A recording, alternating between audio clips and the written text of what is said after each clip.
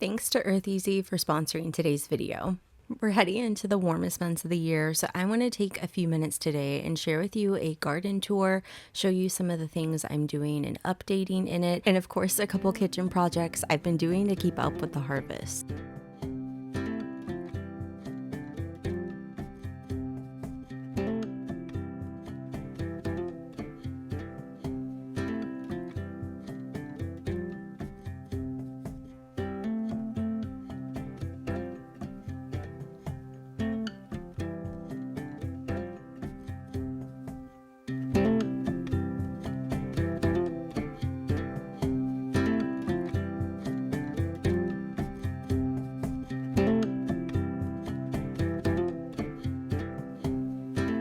It's early July and the garden is starting to thrive, so before it gets all burnt up and crispy for the season, I thought I would take you through and share a full July garden tour. We'll do some harvesting and I'll share with you a few fun updates.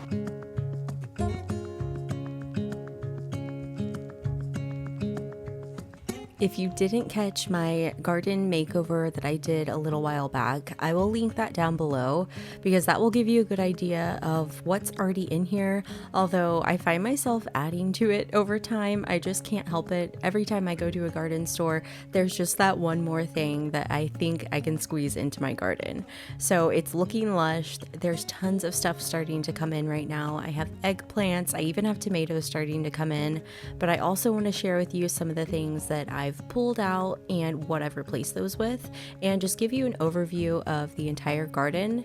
I've been harvesting from it so much lately and trying some different things in the kitchen, and it's just so fun this time of year to see everything start to fruit. It's green and it's big like a jungle, and that is exactly what I want for my garden.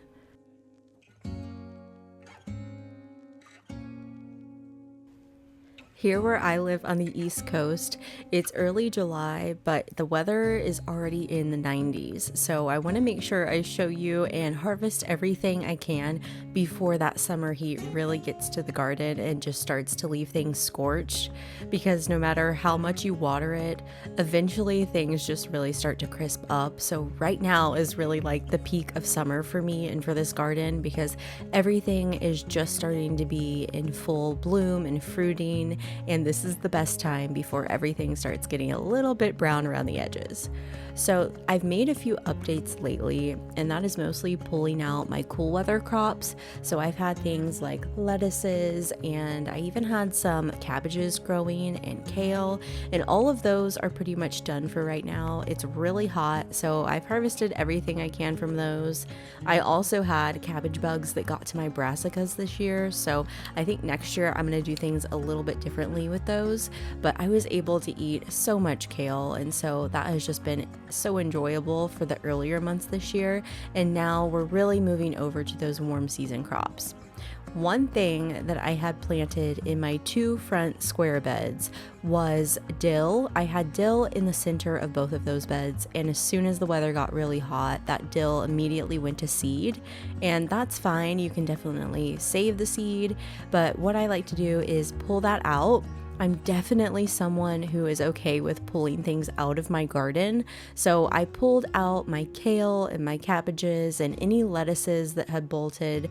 So in the fronts of the smaller square beds, I replaced that dill with rudbeckia, which is a perennial, so it's going to come back year after year, and I love the brightness it adds. I'm trying to add a lot of brightness to the front of my garden so that even when there's not tons of vegetables growing during the cooler months, there's still that beautiful floral and herbal kind of look to it, and then everything else is kind of tucked in. I've had tons of cucumbers and squash, zucchini, and now I have more of winter squashes growing, but I have harvested so many squashes that I can't keep up with them any longer, and so I'm going to end up pulling those out today, and I'll show you what I'm going to replace that spot in the beds with. I've also had a lot of green beans, so my green beans have been growing up my trellises in the middle, and they have just been covered and wrapped around with tons of green beans. Today's video is sponsored by Earth Easy. So whenever I decided I was going to redo my garden, the first thing that I looked at were garden beds, and I came across Earth Easy and I instantly knew that that's what I wanted to use to redo my garden. They're made from non-toxic cedar that has been kiln dried. So the untreated cedar products are naturally actually rot resistant and non-toxic, which is perfect for organic gardening. So I can leave them in their natural state, but they're still gonna hold up really well. They let you pick the height, the length, and the width, so you can customize your beds, you can create different shapes, whatever you wanna do to create your garden. It's really up to you, and the possibilities are endless. And putting in a garden can be quite an undertaking, but building your raised beds doesn't have to be. And I love that they come in raised bed kits, and they have everything you need to quickly assemble them. It is so much easier than building them from scratch. I did that before a long time ago, and I will probably never do that again. I much prefer using the raised bed kits. They go together seamlessly, and the finished product is also just a lot more polished and structurally sound, so I really appreciate that. These raised beds come with all the hardware you need, and they were super simple to put together. Me and my husband did it in one afternoon, and we were able to get all of our raised beds assembled. So if you've been thinking about starting a garden, now is a perfect time, because Earth Easy is running a summer planter sale, and they have a special offer just for my audience. You can use code HealthyElizabeth5, and it's going to give you 5% off the sale prices of their natural cedar raised beds and planters, but it's only available through July 31st. So don't wait, get them now while you can get them on sale. I will drop the link in the description box so you can check that out and use code HealthyElizabeth5 so you can start planning your dream garden too. Thanks so much to Earth Easy for sponsoring this video.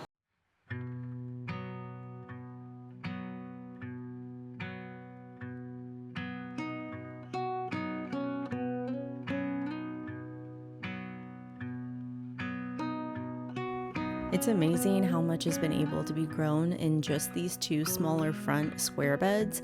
I've been able to grow green beans, cucumbers, squashes. I have some little banana peppers growing in there now. I've had tarragon, and now I have the lavender and rudbeckia. There's so many little things that have just been kind of sandwiched in here. I had some spinach and some lettuce, but that's obviously bolted by now since it's 90 degrees. And then I also have a big horseradish root that's growing on the left bed, and it is doing wonderful. It's still in there and looking really healthy. I'm amazed at how much fit in there, and I noticed for the first time that my spinach actually did better than ever, and it was kind of under another vining plant, and so it was in the shade underneath, and it didn't get eaten by a bunch of insects. So I thought that was interesting, because normally my spinach gets eaten up right away, but this time it didn't because it was kind of nestled in there. In my big L beds, I have lots of cherry tomatoes growing. I have some more peppers that are starting to grow there that I just transplanted recently. Those I started from seed, and so they were taking a little bit longer, but I finally put those out there. And that's something that I like too, is that I like to plant a bunch at the beginning, but then I like to slowly trickle in things. That way I'm planting in succession, and I have more than just one pepper harvest. I'll have kind of a smaller pepper harvest a few weeks at a time, and so it makes it easier to handle in the kitchen and just great to eat off fresh.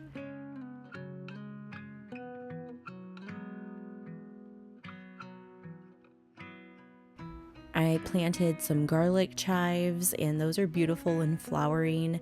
And then I also have some eggplants that have been doing absolutely phenomenal. I love eggplant, and this is my first time growing them, but they have been so easy to grow, and they are just the most big and beautiful fruit. I can't wait to cook with it and to make, I love like eggplant dip. So there's a few different things I want to do with those, but they are just beautiful and so simple to grow. They have really thick skin, so the pests don't like to really get to them much, at least not in my garden this year. I love having that dark purple just dangling in the midst of all the green.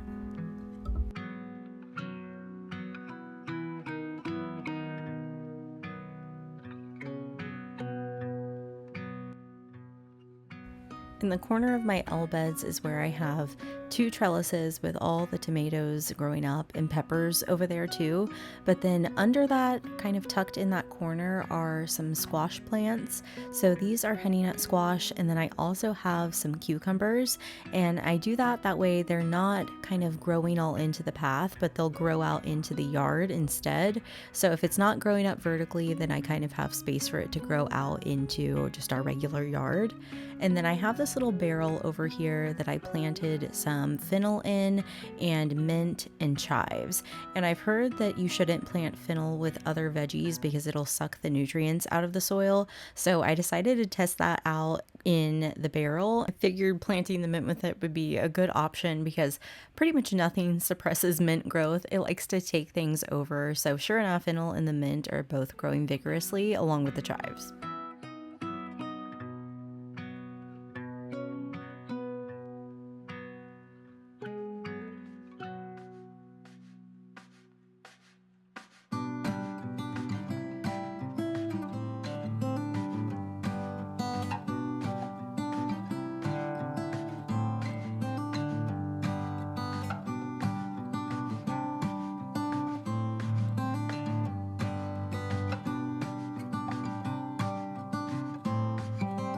I love eating different kinds of fermented foods, whether that's sauerkraut or lightly fermented pickles. I love that kind of stuff in addition or just as a little side on my plate. And so I have so many cucumbers coming in from the garden, so I'm experimenting and making 2 different kinds of lacto-fermented pickles. So these are just lightly fermented pickles. They're really easy to make if you have pickling cucumbers growing in your garden. I'm starting on just the regular lacto-fermented pickles, but then I'm also going to make a different version that is a little bit spicy, which is probably going to end up being my favorite, I think. But I'm going to start by just making one big batch of pickles, and then I'll kind of season them up and split them up into different jars with different flavors. So I'm just starting by washing my cucumbers really well that have been soaked in some ice cold water for a little over an hour just to help them firm up and be nice and hydrated and crispy. And then I'm going to cut them up into spears, and you could do slices or spears, but I prefer spears just because they're fun to eat. They're nice and big to pull out of the jar, and it's just easier with kids too, I think, because they can kind of hold on to it. And I'm taking my jars and placing in a grape leaf. And then I also did some crushed garlic in the bottom. I just take whole cloves and just give them a nice smash, and then I'll put those in along with a bay leaf and some dill. And this is for just the regular dill pickles. And then I have some filtered water, and I'm adding in some of my Celtic sea salt, and I'm just going to whisk that together until it's nice and dissolved to make my brine. Now I had this big jar of grape leaves in my pantry already from when I made stuffed grape leaves, and I always buy them in big sets of 2 jars, and so I had one other big jar left, and I'm using those to make the pickles because the tannins in the grape leaves especially really help your pickles to stay nice and crispy and give it a better texture. I believe bay leaf does that too, but I'm not positive, but I know grape leaves do. So I'm adding both the grape leaf, and then the bay leaf also adds flavor. Now I'm packing in my pickles, and I just press them down a little bit, and I'm adding some peppercorns on top, and then my fermentation weight and the little lid that allows it to breathe. That way your glass doesn't burst when the fermentation gases start building. Then I'll just screw on a ring, and I'm going to start packing the next jar of pickles, and these are going to have a slightly different flavor.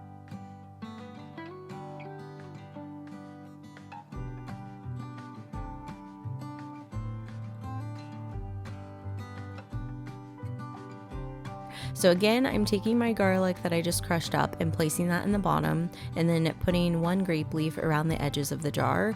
And then I have a jalapeno pepper that I'm de-seeding and de-ribbing, and I'm just gonna thinly slice it, and we're gonna add the strands of jalapeno in with the pickle, and this is gonna give it like a different flavor and some heat. And I love the idea of fermented jalapenos too. You can ferment almost anything. I'm working on a few different experiments right now. I think they're really fun to top different things, especially with summer cooking. So I'll share more about that soon in a different video. But this is really easy to do because all you do is just slice up those jalapenos and then put it in together with the pickles, and it's gonna make a nice spicy pickle.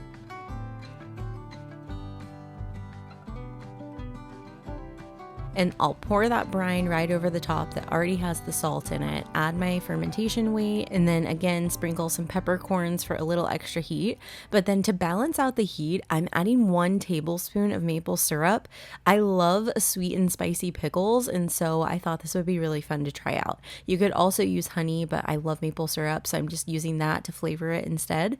And then I'm just mixing it together a little bit, kind of shaking my jar back and forth to distribute the maple syrup.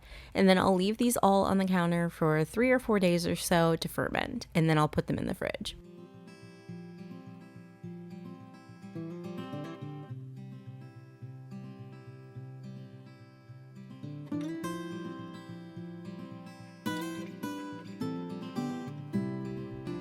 As the season goes on, I'm starting to make a few little updates to the garden to keep it fresh and just kind of filling out all the little spaces. So on my cafe table, this is like my favorite little nook to have my coffee, that in the bench on the other side.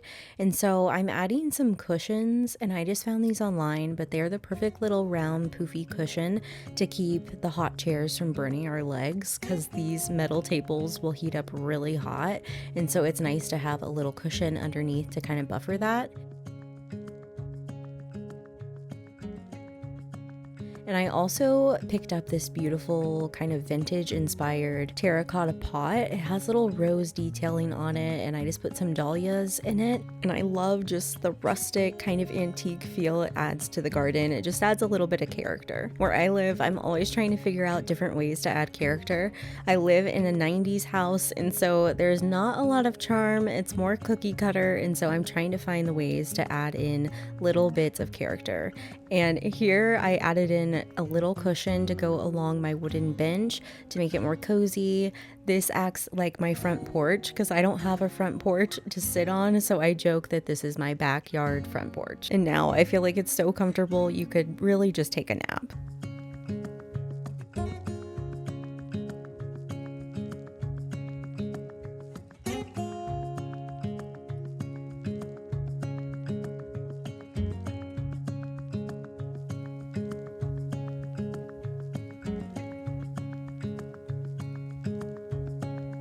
Right in the front of my beds, I have squash plants, and they have produced so much squash, and the one on the left side of the garden is already turning really crispy and brown, and so I feel like it's time to say goodbye to my squash plants and make room for other things that are going to last us through the entirety of the summer.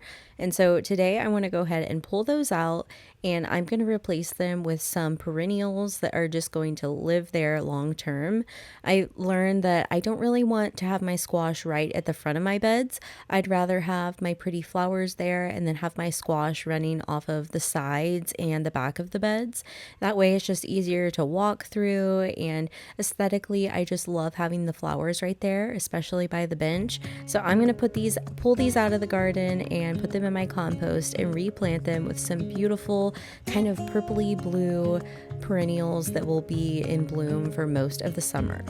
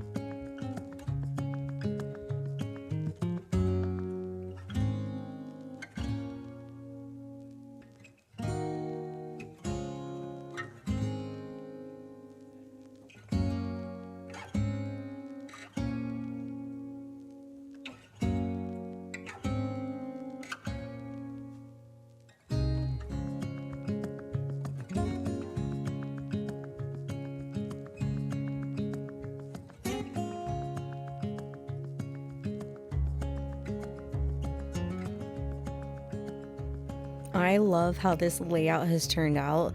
I have my cascading vines off the corner, and then I have all my flowers and my herbs mixed in there, and just the pops of the blue and the purple along with the yellow just to give me that cottage garden feel. And then I have all of my veggies behind it and growing up the trellises, and I love this kind of layout because it kind of starts lower and then gets higher and ascends in the back.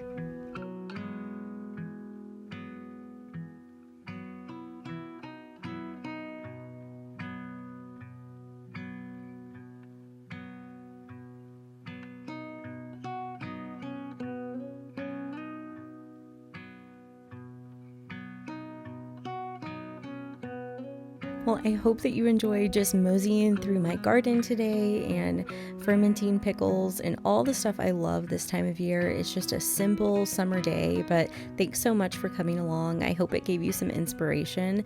And don't forget, if you're trying to start your own garden, you can use my code. I'll have everything linked down below. Thanks so much for joining me today.